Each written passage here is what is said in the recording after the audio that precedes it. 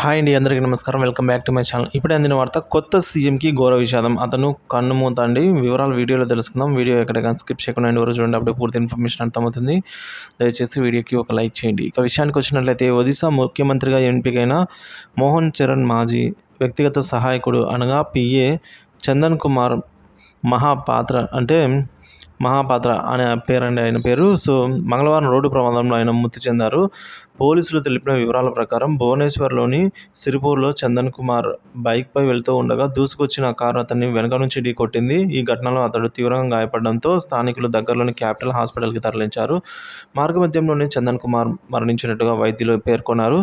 అతి వేగంగా వచ్చిన కారు మరో ఇద్దరు ద్విచక్ర వాహనదారులను కూడా ఢీకొట్టిందని, ఈ ప్రమాదంలో ముగ్గురికి గాయాలనేది పోలీసులు తెలిపారు. సో తన పిఏ మరణం గురించి తెలుసుకున్న మోహన్ చరణ్ మాజీ మృతుడి కుటుంబ సభ్యులను అయితే పరామర్శించారు. సో బీజేపీ మంగళవారం సీఎంగా తన పేరును ప్రకటించిన తర్వాత కియోంఝర్కు శాసనసభ సభ్యుడు మోహన్ చరణ్కి ఒడిశా నూతన ముఖ్యమంత్రిగా ఎన్నికయ్యారు. బుధవారం నూతన ముఖ్యమంత్రిగా ప్రమాణ స్వీకారం చేశారు. అయితే తన పిఏ కుటుంబ సభ్యులకు సంబంధించి పరామర్శించి, సో మీకు మొత్తం అండగా నేనైతే ఉన్నాను అని చెప్పేసి వారికి ఈ విధంగా పరామర్శించడం జరిగింది.